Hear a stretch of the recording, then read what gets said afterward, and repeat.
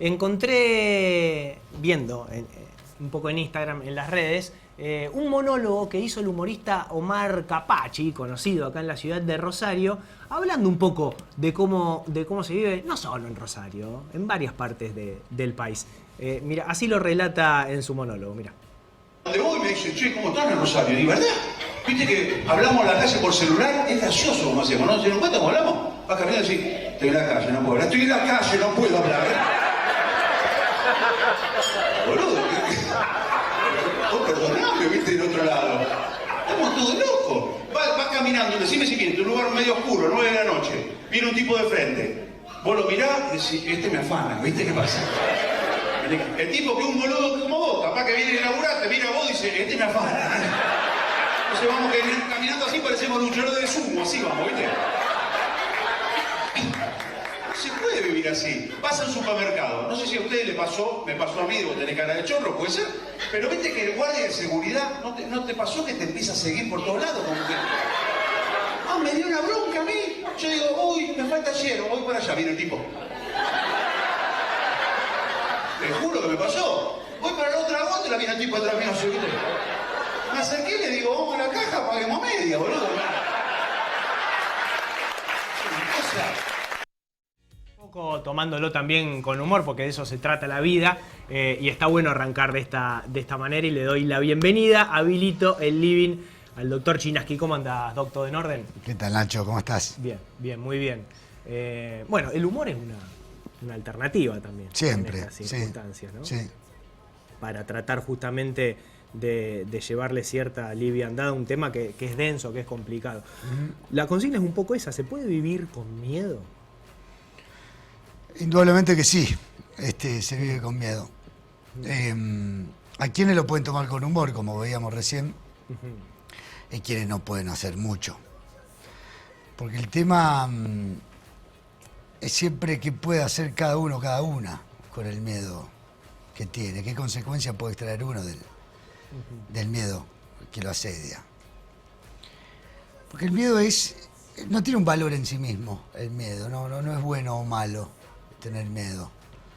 El miedo es una alarma, es una señal de peligro. El tema es qué haces vos, qué está a tu alcance hacer con esa alarma. Con el miedo. Claro, con el miedo. O sea, el miedo no es ni malo ni bueno, está. Claro, está. Yo te proponía la analogía con la alarma, que si me permitía abusar un poco de la misma. Suena una alarma que te inquieta, que no te deja dormir. ¿Qué haces? Y una opción es ponerte unos tapones en los oídos e intentar dejar de escucharla. En este caso sería dejar de escuchar las noticias que nos informan de la situación alarmante que estamos viviendo. Otra opción es encerrarte, aislarte, tomar distancia, bajar las persianas, aislarte de la alarma, de la situación alarmante. Otra es colarte una pastilla que te adormezca la angustia y te permita quizá conciliar el sueño. Capaz que hasta soñar que vivís en Suecia. Pero yo creo que siempre lo mejor con los miedos, así como con las alarmas, lo mejor es salir a ver qué pasa, qué está pasando y qué se puede hacer. Es una alarma que hay que... o sea, los dos ejemplos que diste, para mí el exceso ya es malo. El exceso de la información, yo no creo que sea bueno. Y el hecho de negar, ¿no? También. ¿Dónde está el equilibrio en esa alarma que sería el miedo? Y no sé si hay equilibrio, no sé si hay punto medio, no sé si es un bulevar. Me parece que ahí la medida es la singularidad, insisto, en señalarte eso. Porque la información puede ser excesiva, pero estás vos metabolizándola, leyéndola, recibiéndola, interpretándola y viendo qué haces. Por supuesto, en materia de política de seguridad, nadie sabe qué hacer, yo tampoco, por supuesto. Yo lo que hago es salir como puedo de la comodidad del consultorio y asumir el compromiso ético que tengo como psicoanalista de participar en el debate público que busca producir, elaborar respuestas que mejoren las condiciones de vida. Después recibo las críticas de los colegas que no les gusta que el psicoanálisis dialogue con lo popular. Ha pasado, me han criticado por venir acá. ¿Te han criticado por venir al día 30? Sí, vos lo sabes. Invítalos no sé si a los que te critican y los sentamos acá también. No, bueno, yo no voy a dejar de venir, al menos no por eso. A mí me gusta mucho venir porque me gusta mucho esta propuesta de ustedes de hablar de los temas que hacen ruido, ya que hablamos de alarmas. Y que muchas veces se los intenta a veces tapar, disimular, con silencio. Y cuando el silencio se asocia con el miedo puede hacer estragos. ¿Cómo es eso? Y porque el miedo tiene una particularidad que lo diferencia de la angustia. La angustia también es una señal, es una alarma. Pero a diferencia del miedo, la angustia no tiene objeto. La angustia es como los famosos ataques de pánico, que quien los padece no sabe por qué la agarran. El miedo, en cambio, se articula a un objeto puntual y determinado. Usted es miedo a algo. El tema es que esa articulación del miedo con el objeto siempre es un poco engañosa, un poco tramposa, un poco equívoca y a veces un poco desproporcionada. Eso, por ejemplo, se ve en las fobias. Phobos es miedo en griego, de ahí viene fobia. Y en la fobia se ve claramente, sobre todo una zoofobia infantil, por ejemplo, que a veces se da en los adultos, pero más frecuentemente en los chicos. Un chico, por ejemplo, tiene una fobia a los perros, tiene un miedo desmesurado a los perros y no tiene más remedio que mantenerse a distancia. Pero a veces debería temerle a otra cosa, el chico. A veces incluso a los propios padres. Entonces, a lo que voy es que el gran problema con el miedo siempre es la dificultad para localizarlo, para precisarlo. A veces el problema es que no haya miedo. A veces le entramos sin miedo a experiencia o a sustancias incluso, que mamá mía, o que mejor sería temerles. Y al revés, a veces el miedo, un miedo desmesurado, injustificado, nos pone a distancia de algo, de alguien que sería deseable poder acercarnos. En este caso, del cual me convocás para conversar, vos me dirás, bueno, pero en este caso sí sabemos cuál es el objeto temido, ¿no? El chorro, los narcos, el sicario, la balacera, los mafiosos. Sí, es cierto, pero a la vez no. Porque el miedo no es nunca al objeto temido. De ahí la articulación tramposa del miedo con el objeto. El miedo no es nunca al objeto temido. El miedo es siempre a perder algo que amás. En este caso, la vida. Ni más ni menos. La vida de tus seres queridos y la propia. O sea, yo no le tengo miedo al tipo que, como dice Capache, ahí viene caminando enfrente mío, sino a lo que me puede pasar a mí. Vos tenés miedo a perder lo tuyo, Claro. a perder tu vida, porque la amás. Por eso el miedo, viste que bajo el capitalismo salvaje en el que vivimos, el miedo tiene muy mala prensa. Pero no está mal tener miedo. Lo que pasa es que se nos exige ir para adelante, como burros de carga, ¿no? Ser empoderado, emprendedor y dar de derecho para adelante.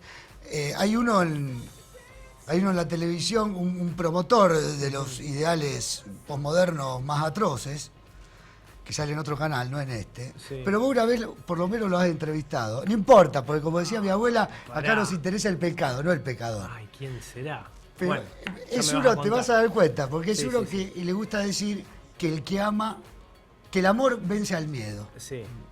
Dice siempre eso. Yo no me privo de nada, así que lo escucho. No, pero a lo que voy es que es al revés. Tememos porque amamos. Y tememos perder lo que amamos. Entonces, no está mal tener miedo. El tema es, bueno, ¿qué haces vos con ese miedo? ¿Qué tratamiento haces? Por eso decía, se asocia con el silencio y te perdés vos la posibilidad de desentrañar mejor la articulación siempre tramposa del miedo con el objeto. Esto que vos decías. Me creo que el temible es ese que viene ahí de frente. Y ahí tenés otro tema. Y es la asociación que suele producirse, y también propone un juego peligroso, entre el miedo y el odio. Mira. Porque tanto el miedo como el odio hacen una operación sobre el objeto, que es magnificarlo, enaltecerlo, hacerlo demasiado consistente al objeto. Tanto el miedo Por eso te daba el ejemplo de la fobia, que no viene al caso, Sí, pero sí, que utilizaba a modo ilustrativo. Y el odio ni hablar. Entonces, miedo y odio hacen, por ejemplo, que personas promuevan que la solución a la inseguridad es llenar la ciudad de militares que se batan a duelo a sangre fría con los criminales. Yo, por supuesto, lo digo una vez más, no voy a opinar de política de seguridad, no es lo mío. Pero lo mío es invitar, como haces vos también, invitarnos a ponerle palabras al miedo. ¿no es más fácil gobernar un país con miedo? Siempre es más fácil gobernar subjetividades atemorizadas, paranoicas, desconfiadas, tristes. Un pueblo con miedo es más fácil de gobernar. Y es más fácil también para el consumismo. Subjetividades entristecidas, atemorizadas y desconfiadas del vecino, que no tienen más remedio que intentar zafar de la angustia yendo al shopping a comprar objetos innecesarios que le prometen una felicidad, por supuesto, tramposa. Sí, a veces se utiliza el miedo para gobernar, claro que sí.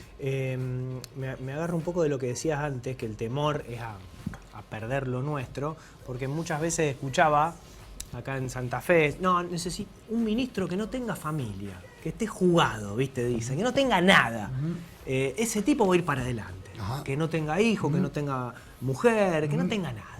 Como un Batman, ¿viste? Batman no tenía, no tenía nada. Sí. Bueno, o había una película genial que era El Perfecto Asesino, la habían puesto en castellano, en inglés era The Professional, con Jean Reno, que era un tipo que era un sicario y que podía hacer perfectamente su trabajo porque no amaba. Y al no amar, no tenía miedo. Y era un perfecto asesino. Hasta que se involucra amorosamente con una chiquita y empieza a fallar. Empieza a temer y empieza a fallar. Entonces, sí, es cierto que las películas promueven eso, ¿no? Que la solución es el que no ama, por lo tanto el que no teme, es decir, el que no tiene nada que perder, porque no ama. En la pandemia se vio mucho eso. También.